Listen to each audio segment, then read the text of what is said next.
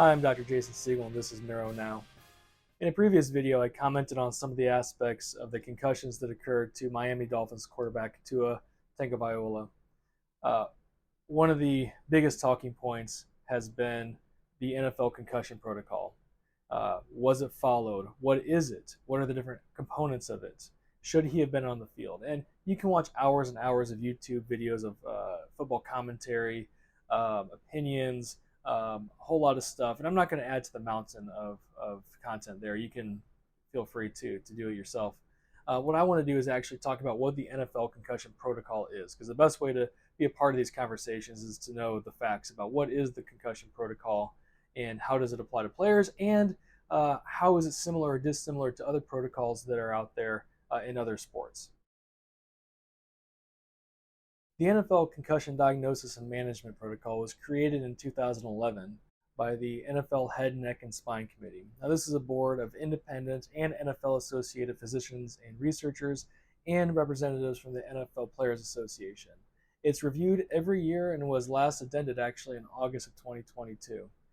It uses the same definitions for concussion that are standard and that we've discussed in previous videos, and it recognizes the common signs and symptoms of concussion, again, that we have already discussed in other videos. The protocol begins with the preseason. Before the season starts, players and personnel are given educational material on concussions and are educated by team physicians about concussions and concussion awareness. Every player gets a neurological evaluation and a physical evaluation before the season starts. At least every other year, players get a baseline NFL locker room comprehensive concussion assessment. This is an assessment they get data at baseline, and then if a patient has an event during the season, they can compare the results and see if the patient is symptomatic from an on-field injury. In addition, at least every 3 years, players should complete a neurocognitive assessment designed by NFL neuropsychology consultants. On game day, there are several personnel responsible for spotting, assessing, and managing concussion and traumatic brain injury. The unaffiliated neurotrauma consultants, or UNC, are independent and unbiased neurologists, emergency medicine physicians, physical medicine and rehabilitation physicians, sports medicine doctors, or neurosurgeons with special training and experience with TBI. They are appointed by the NFL Head, Neck, and Spine Committee in conjunction with the NFL Players Association, and they have to be approved by both the medical director of the NFL and the NFLPA medical director. There are 3 UNCs at every football game, one on each sideline and one in the booth, who gets a bird's eye view of the field and has access to the different video, camera angles, and replays. The roles of the UNCs are to identify signs and symptoms of concussion or to identify mechanisms of injury that could have caused a player to have a concussion. The UNC works with the head team physician on assessing and managing these players. The responsibility of the diagnosis of the concussion and the determination of return to play ultimately is in the hands of the head team physician in conjunction with the UNC. There are also certified athletic trainers in the booth that also have a bird's eye view of the field and can also help in spotting concussions or potential concussions. There are a set of signs referred to as NoGo signs, and if any player exhibits any of these signs, they must be removed from the field of play immediately for further examination.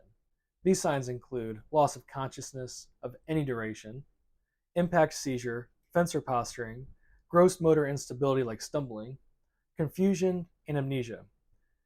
If these are observed in any player, they must be removed for an official NFL sideline concussion assessment. These take place off-field in a tent, and sometimes players have to be, removed from their helmets to prevent them from getting back on the field. The sideline assessment includes review of these no-go symptoms in addition to the Maddox questionnaire, which are questions about the event, specifically what venue is the event occurring, what half is it, who scored in the last game, who did the team play in the last week, and did the team win their last game. They also complete a focal neurological exam and a spinal neck exam. If any of these components are positive or inconclusive or suspicious, the player then is taken to the locker room for a more complete evaluation. Once in the locker room, the player undergoes an NFL locker room comprehensive concussion assessment. This is the same assessment they took in the preseason, and again, they can compare the preseason results to the current results to see if there is a decline in scores. Though this assessment is not made to the public, it is based off of the SCAP-5, which is the Standardized Concussion Assessment Tool 5.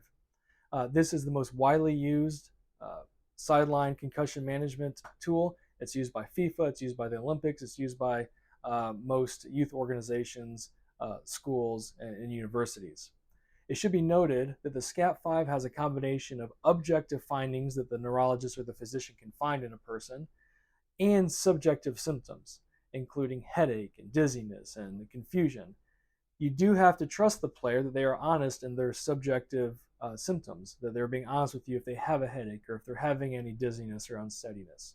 It is possible for somebody to have a concussion yet test negative on this assessment. If it is felt by both the UNC and the head team physician that the player does not have a concussion, they can return to play.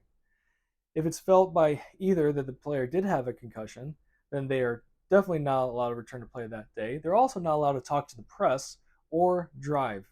Any player who is evaluated for a concussion needs to be evaluated the next day, regardless if they were ultimately diagnosed with a concussion or not, because oftentimes concussion symptoms don't emerge until 24 hours later.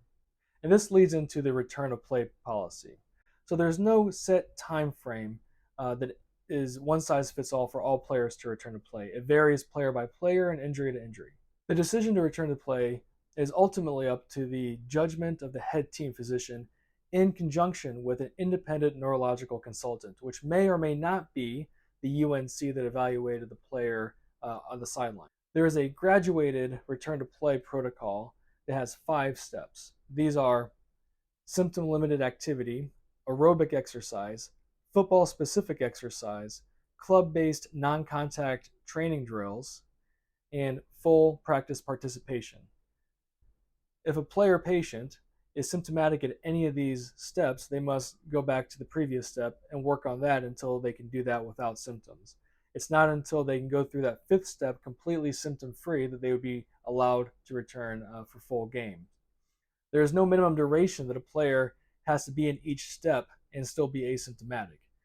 It's up to the judgment of the team physicians and the independent neurological consultants. This graduated step protocol is in line with other organizations like the American Academy of Neurology, the CDC, and the Consensus Statement on Concussion in Sport from the International Conference on Concussion. This may have been a bit dry, but hopefully it was very informative for you. I think the take-home points here are the NFL Concussion Protocol is written by leading experts in concussion. There are many people responsible for the spotting and assessment of concussions during a sporting event. It is possible for somebody to have a concussion yet test negative on the numerous concussion assessments. And the assessment and return to play protocols are consistent with standards and guidelines put forth by internationally recognized societies such as the American Academy of Neurology and the International Conference on Concussions. If you found this video informative, please share it so other people might be informed as well. Please like and subscribe. Leave comments below. I'll try to get back to them as soon as I can. Follow us on all of our social media platforms, Instagram, Facebook, Twitter. I'll have links in the description below with all the references that I used here, including links directly to the NFL Concussion Protocol. Thank you for watching, and I'll see you next time.